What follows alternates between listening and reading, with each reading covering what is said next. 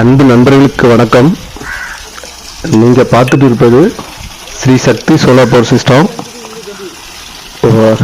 கடந்த ஒரு மாதமாக எந்த வீடியோவுமே அப்டேட் பண்ண முடியல.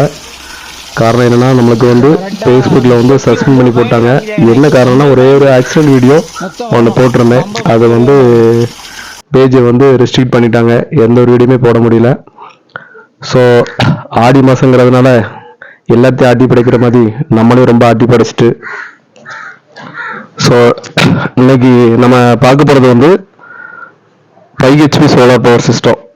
இது எங்கே பண்ணியிருக்கோம்னா, நம்ம பரங்குறிச்சி கஸ்பாங்கிற இடத்துல பண்ணியிருக்கோம். இந்த விவசாயி கடந்த ஒரு 30 ஆண்டுகளாக குத்தகைக்கு எடுத்து தோட்டம் பார்த்துட்டு இருந்தாங்க. இப்போ அவங்களுடைய குத்தகை காலம் முடிஞ்சதுனால அவங்க வேற தோட்டம் பார்க்க வேண்டியதாக ஆச்சு. அப்போ அவங்க தோட்டம் பக்கத்துலேயே இருந்தது. ஆனால் அதை எந்த மெயின்டைன் பண்ணாமல் விட்டுட்டாங்க.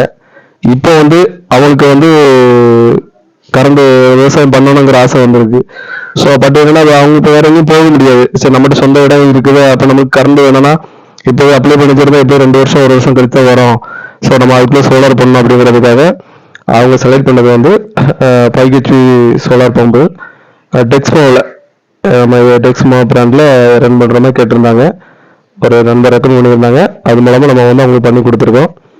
ஸோ அவங்க எதிர்பார்க்குறத விட தண்ணி நமக்கு அதிகமாக வந்துச்சு. ரொம்ப சந்தோஷப்பட்டாங்க. ஸோ இதில் ஒரு குறிப்பு என்னன்னா, விவசாயம் செழிச்சாதான் நாடு செழிக்கும். அது இன்னைக்கு நம்ம இந்தியாவில் 80% விவசாயம் தான், 20% இதர தொழில்கள். ஆனால் அதுதான் கண்ணுக்கு நம்ம பிரைட்டாக தெரிஞ்ச மாதிரி தெரியுது. ஆனால் உண்மையில ஒரு பொருளாதாரத்தை இயக்கிறது ஒரு விவசாயியாலும், அதே போல நம்முடைய கோயில்கள், சர்ச்சுகள், மசூதியில் நடக்கிற ஃபங்க்ஷனை வச்சு தான் பொருளாதாரங்கள் மக்கள்கிட்ட பொருளும். மற்ற எந்த ஒரு தொழிலுமே அவங்ககிட்ட இருக்கிறது அவங்ககிட்ட தான் இருந்துட்டு இருக்கோம். எந்த பயனுமே இருக்காது. ஸோ என்ன சொல்ல வரேன்னா, ஒரு விவசாயத்தை நம்ம முழுமூச்சா நல்லா பண்ணுனா, ஏன்னா இன்னைக்கு விவசாயத்தை ஏன் லாஸ் ஆகுறாங்க அப்படின்னா, அவங்க பயிர் ஒரே ஒரு பயிரை மட்டும் தான் நம்பி அவங்க விவசாயம் பண்ணிட்டு இருக்காங்க. ரெண்டாவது தண்ணி இன்னைக்கு உப்பு தண்ணியா மாறி போச்சு. இன்னைக்கு விவசாயம் நஞ்சங்கிற விவசாயத்தை எந்த தோட்டத்திலுமே பார்க்க முடியல. அந்த அளவுக்கு இன்னைக்கு நம்ம என்ன சொல்றது, நல்ல தண்ணியே கிடையாது. எல்லாமே உப்பு தண்ணியே ஆக்கி வச்சிருக்கோம். ஸோ நம்ம மேலோட்டமா நம்ம நீரை சேமிக்கவே இல்லை. இதுதான் இந்த தவற பண்ணியிருக்கோம் அப்படிங்கிறத இதுல அரசியல் பதிவு நினைக்க வேண்டாம். இதனால பாதிப்பு ஒட்டுமொத்த குடிநீர் மக்கள் கஷ்டப்பட வேண்டியிருக்கும். ஒரு விவசாயம் ஒரு நல்ல பயிரை பயிரிட முடியாது. எல்லாமே உப்பு தண்ணி வச்சு நீங்க எத்தனை நாளைக்கு தான் பண்ணுவீங்க?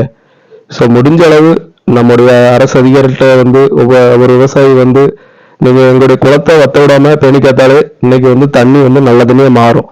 இல்லைன்னா உங்களுடைய எல்லாருமே கடல் தண்ணி உள்ள போய் நீங்க விவசாயத்தை பகுதியை மாற்றவே முடியாது. அந்த அளவுக்கு உப்பு தண்ணியே மாறிடும். சில மாநிலத்துலலாம் சோலார் மூலமா ராட்சத மோட்டர் மூலமா போட்டு இந்த கடலுக்கு போற நல்ல தண்ணியை, கடலுக்கு போற நம்ம தண்ணியை, ஆத்து தண்ணியெல்லாம் அப்படியே அவங்க இன்னொரு இடத்த குளத்தை ஃபில் பண்றாங்க. ஸோ அந்த வீடியோவில் நான் உங்களுக்கு பிறகு போட்டு விடுறேன். இந்த மாதிரிலாம் மற்ற மாநிலம் நடந்துட்டு இருக்கு. ஸோ நீங்க விழிப்புணர்வு விவசாயிகள் இருக்கணும் அப்படிங்கிறது எங்களுடைய கருத்து.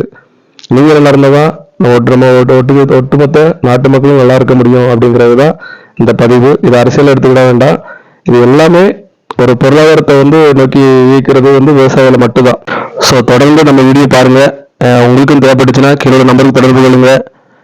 நிறைய நண்பர்களுக்கு ஷேர் பண்ணுங்க. நன்றி, வணக்கம் ஃப்ரெண்ட்ஸ். அடுத்த வீடியோவில் சந்திப்போம். பாய் பாய்.